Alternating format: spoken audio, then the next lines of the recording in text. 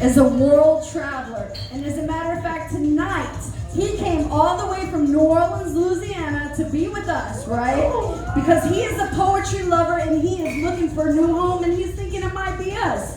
So we gotta show this dude what we have to give him. Y'all, give it up for the man, the map, the world traveler, Atlas!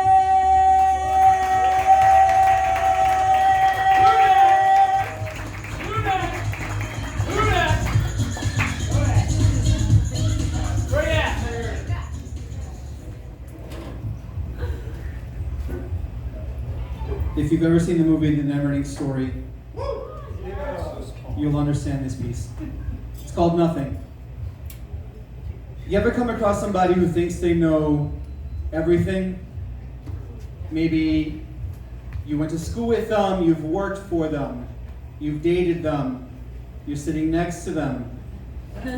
You are one of them. Well, don't worry, I assure you, I do not claim to know everything. As a matter of fact, I am a self-proclaimed expert on nothing. Yeah! Came into the world with nothing, still have most of it left. I'm all too familiar with nothing. You see, I see a complete stranger, feel compelled to talk to them, but instead I say nothing. I see someone being victimized and feel like I should do something, but I freeze and do nothing.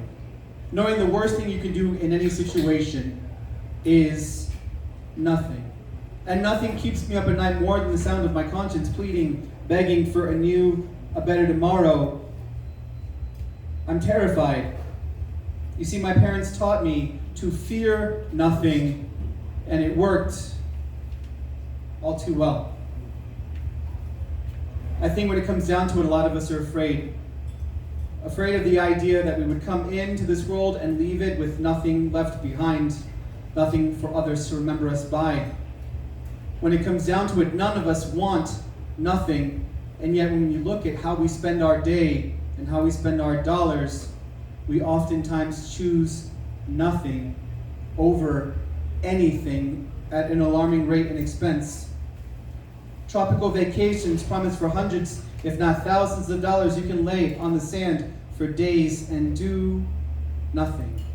We spend billions of dollars every year on antidepressants and painkillers so that we can feel nothing. We take to social media. My heart goes out to, my thoughts and prayers are with. But when it comes down to it, what do we actually offer people in pain, people in need? Nothing.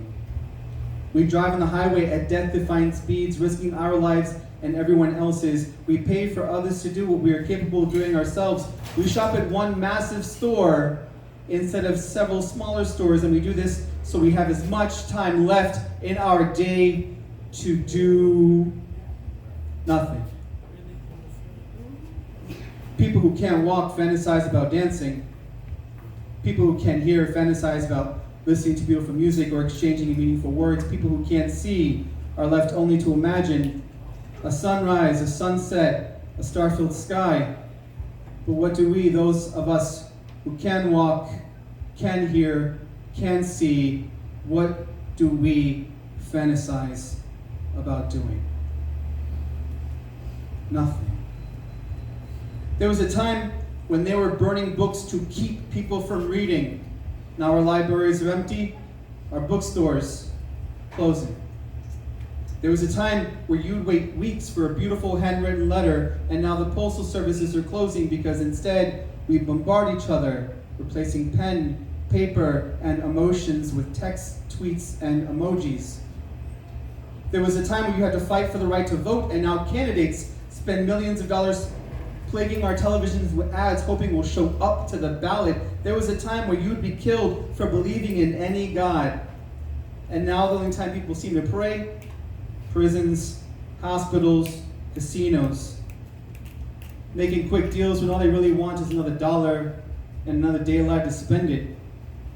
We live in a time that so many die to give us. We live in a country that every day so many die to reach.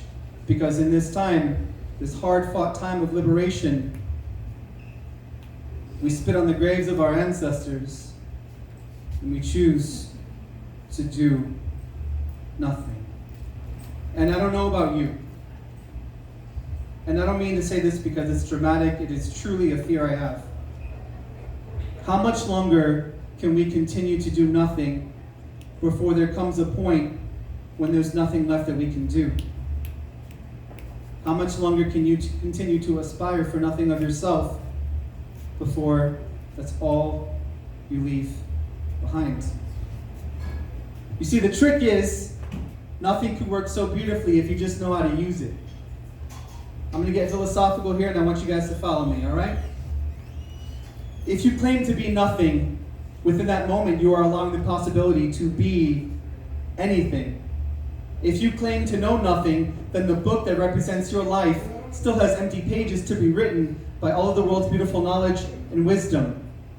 You see, in the beginning I asked you, have you ever come across someone who thinks they know everything? And what do we know about those people? Someone who thinks they know everything can learn nothing. And now you can teach them. There are just 32 days in the year the average person celebrates, anticipates, participates in just 32. Most of them come printed on your calendar. The rest, weddings, anniversaries, birthdays, funerals. But what happens to 333 days, 333 opportunities? Oftentimes, nothing. You see, I don't come here in your city, in your territory, claiming to know how you spent last week or last night. That's not why I'm here.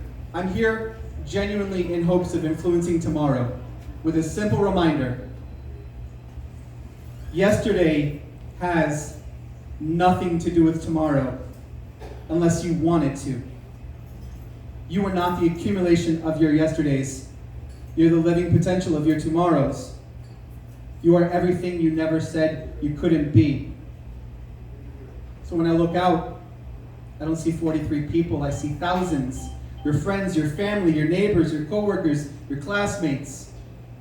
Those are all the people who would notice a dramatic change in you tomorrow, hopefully, to some extent because of what you heard tonight. And they will ask you, what did it take to cause this amazing change in who you are? They will ask you, what did it take to influence you in this way? And you can honestly tell them, nothing.